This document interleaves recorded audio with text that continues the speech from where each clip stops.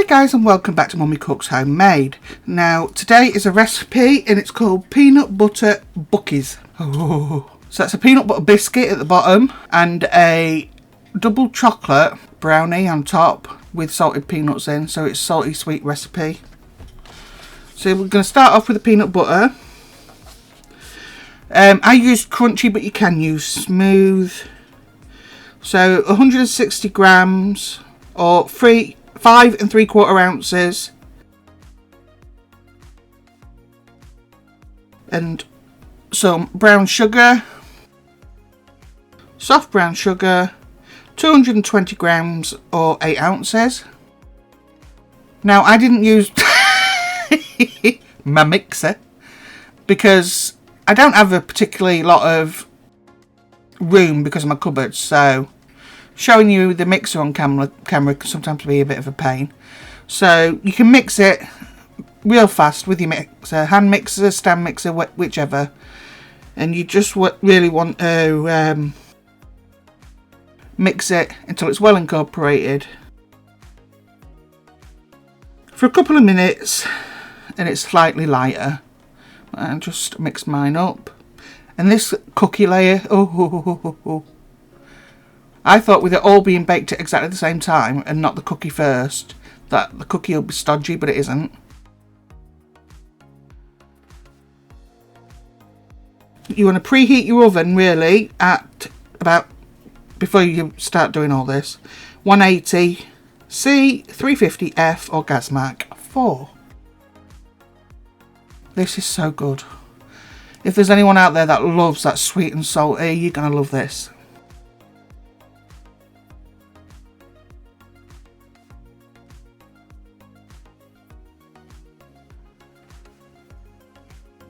So you want 1 large egg and 2 egg yolks. Don't throw away them egg whites, they can always be used for something.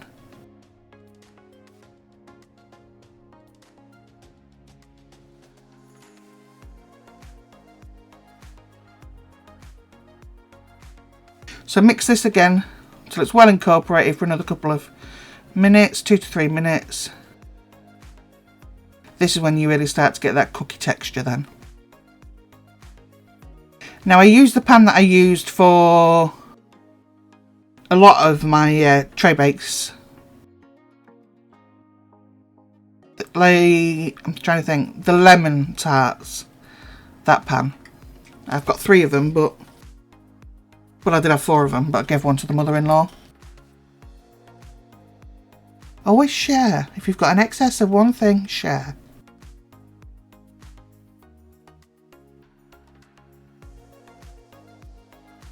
We're going in now with plain or all-purpose flour. You want 100 grams or 3.5 ounces.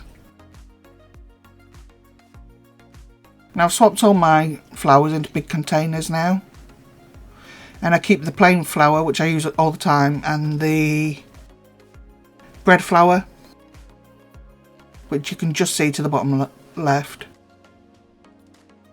I keep them on the worktop because it's just easier, because I use them more or less every day. So I'll put a teaspoon of bicarbonate of soda. There's half a teaspoon of fine sea salt. And then these are salted peanuts. You can chop them if you want. I chose not to. I like that crunch. And there's 100 grams or 3 ounces. Now you're just going to mix all this together, and that is then your cookie base. And it mixes together real easy. Trust me, if I can do it without a mixer, you can. And you're just going to press this into your lined, parchment paper lined base.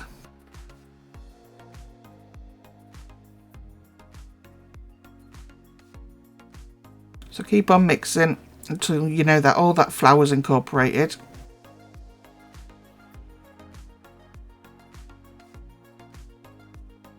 My house brownies are so popular. I mean, I made this one and realised obviously that Caitlin can't have this, so I used the last pack of Ghirardelli brownies that I had for the girls. So that box of 4 Ghirardelli brownies is gone. So I don't know when I'll be able to get my mitts on them again. Kids absolutely loved them. So I made this one for me and Steve, and then the plain Ghirardelli one for the girls. So it's the same pan as I used for the lemon bakes. I will put the measurements down for you. As always, I screw up the grease proof because it makes it easier to put it into the pan. I never spray my pan when I'm using grease proof.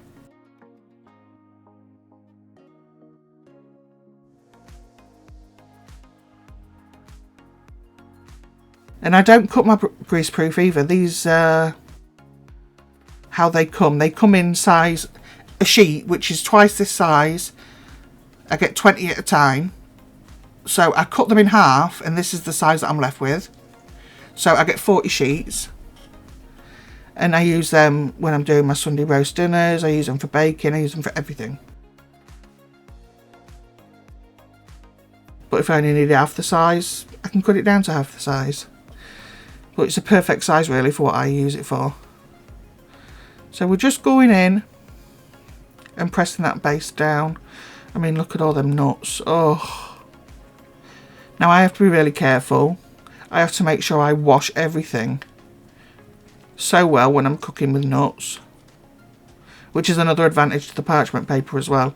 It don't contaminate the tins then. But yeah, I have to wash everything, rinse it off, and then I have to empty the bowl out, wash the bowl, and then wash them again. So now we're going to put that to the side. We're coming to the brownie layer. So it's 150 grams or 5.5 ounces of butter. This is organic cocoa. I managed to get a really good price for this. And it's 85 grams or 3 ounces. You do not want to use drinking chocolate, guys. Please use cocoa. It's not the same thing.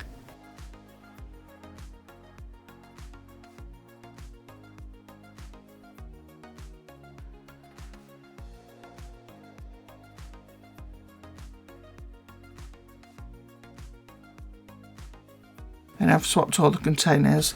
So I put it into the pan, and all you've got to do is melt the butter and the cocoa together until it's all combined. Take it off and then just bring it to the side. In another bowl, you want superfine sugar or our caster sugar, 100 grams or 3.5 ounces.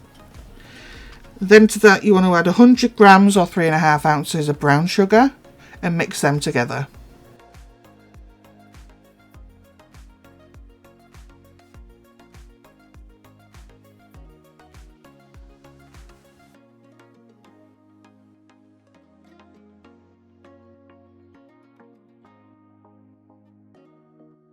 So we've got 1 teaspoon of vanilla extract.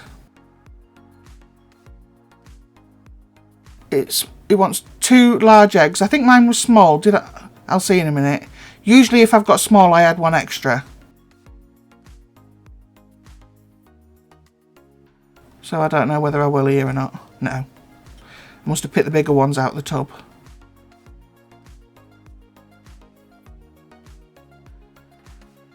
So mix them all together until they lighten up a little bit.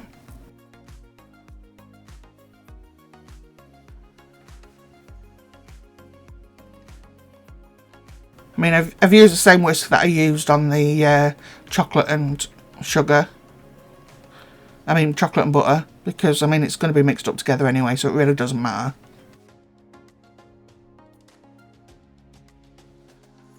And give it a good old whisk. So you want it to lighten up and be well incorporated.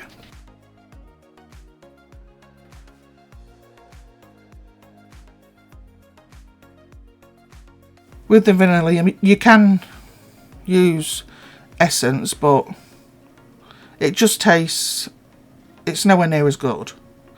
So I'm adding this in, and you're going to think, oh, there's no way this is going to be lump free. It's lump free, trust me. It doesn't matter that it's like that. I'm just trying to get everything out the pan. I'm doing it by hand and it ends up really smooth. If you're doing it by mixer, it'll be just as smooth. Now I'm gonna make myself some non-alcoholic homemade vanilla extract. So there's no alcohol whatsoever used with it. You'll need to let me know if you want to see that, or if, just let me know in the comment section if that's something you'd like to see. I mean, there's medical reasons or whichever that people can't have alcohol. So you want 70 grams or 2.5 ounces of plain or all-purpose flour. And give that a mix in. And it's as easy as that. It only looks like it takes longer because obviously I have to do it for the camera. But if I'm not doing it for the camera, it'd have already been done and put in the oven. So just bear that in mind. But this has not been sped up or altered in any way. So yeah, between 5-10 minutes it took.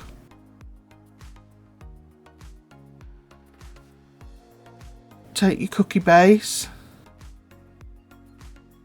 and pour this over.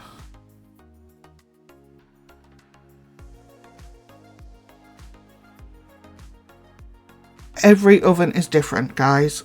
I cooked mine for 45 minutes on gas 4.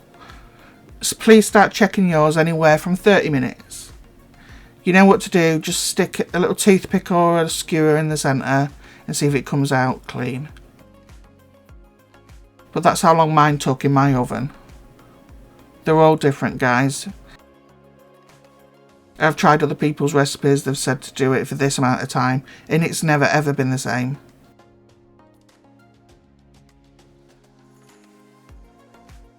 Just make sure it's all level. And sprinkle some more salted peanuts across the top.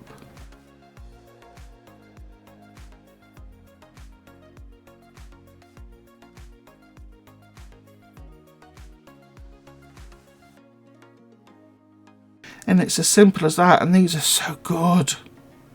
They really are good. And it's the same height nearly as the tin. Oh, squidgy in the centre, and you've got that saltiness, that crunch as well from the peanuts and the biscuit at the bottom, or cookie as you guys like to say in America. I highly recommend these, so easy.